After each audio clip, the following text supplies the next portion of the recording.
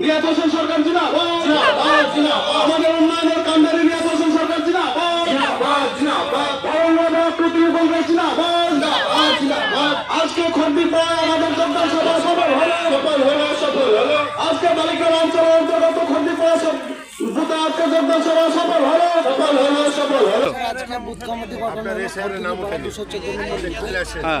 গোটা বালিগ্রাম অঞ্চলে booth committee গঠন হচ্ছে। এটা আমার পঞ্চায়েত সমিতি এরিয়ায় পরে আজকে সেখানে 40টা পরিবার জয়েনিং হয়েছে শুনলেন। আমাদের ব্লক সভাপতি গোলাম সাদিয়ার এবং অঞ্চল সভাপতি গোলাম মফিজার নেতৃত্বে আমার পঞ্চায়েত সমিতিতে যে বুথ কমিটি হচ্ছে, বুথ কমিটির সাথে সাথে প্রত্যেকটা বুথে 40 থেকে 50 জন পরিবার জয়েনিং হচ্ছে। এর আগে আপনারা শুনেছেন যে নন্দনপুরে আমাদের গ্রাম পঞ্চায়েত সদস্য সহ গোটা বুথের কর্মী আমাদের তৃণমূল কংগ্রেসে যোগদান করেছে। আগামী দিনে গোটা ব্লক স্তরে আমাদের যে বুথ কমিটি গঠন হবে তার সাথে সাথে প্রত্যেকটা বুথে জয়েনিং হবে এবং CPM Congress Trinamool, CPM Congress BJP শূন্য হবে এবং মমতা ব্যানার্জি আবারও চতুর্থবার সিংহাসনে বসবে। আমাদের যে বালিগ্রাম অঞ্চলে বর্তমান আমাদের অঞ্চল সভাপতি সহযোগিতা এবং মেম্বারের বহুত প্রচেষ্টায় যা আমাদের সরকারের উন্নয়ন তা বলার মতো না। এখানে আমাদের বর্তমান অবস্থায় যা পরিস্থিতি আজকে, তাতে আমরা 1264 ভোটের মধ্যে এখন 100 ভোট হয়তো বিরোধী থাকতে পারে। বাকি সব তৃণমূল সরকারের তাদের উন্নয়ন দেখে মানুষ আমাদের আজকে যে বাকি ছিল তারা যোগদান করেছে এবং আমাদের গ্রামে যা উন্নয়ন একমাত্র আমাদের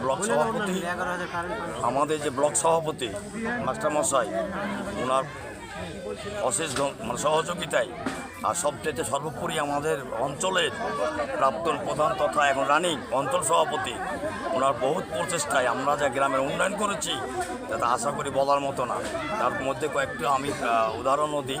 আমাদের 11,000 যে কারেন্টের লাইনটা আমরা বহুদিন থেকে প্রচেষ্টা ছিলাম, সেটাই রিয়াদ হোসেন সাহেব মহাশয় এমএলএ উনি আমাদেরকে পূর্ণ সহযোগিতা করেছেন এবং তারপরেও আমাদের একটা লম্বা একটা রাস্তা 66 লক্ষ টাকা বাজেট হয়েছে, অলরেডি আমরা কাজ চালু করে দিয়েছি।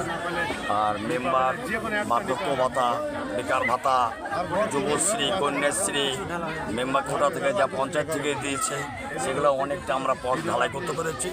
এক কথায় কী বলবো, উন্নয়নের শেষ বলা যাবে না এবং পূর্ণ সহযোগিতা আমাদের তৃণমূল সরকার আসায় আমাদের গ্রামের উন্নয়ন আর অঞ্চল অঞ্চল সভাপতি অশেষ আমাদের প্রতি সহযোগিতা করে প্রত্যেকটা কাজে প্রত্যেকটা সময়ে রাত্রি 12টা হলে আমাদেরকে সময় দেয়, সহযোগিতা করে। তার জন্য আজকে আমরা 1200 ভোটার এক জায়গায় হতে পেরেছি। আগামী যে বিধানসভা নির্বাচন সেই নির্বাচনে আমরা রেজাল্ট দিয়ে পাঠাবো, সেটা অবশ্যই সবাই জানবে।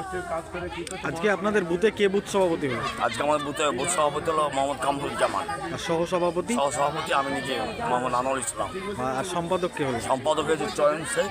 আচ্ছা, আপনার নাম এবং পরিচয়? আপনার নাম এবং পরিচয়? আমার নাম মোহাম্মদ আনোয়ার ইসলাম, আমি এই 214 নম্বর বুথের সহসভাপতি।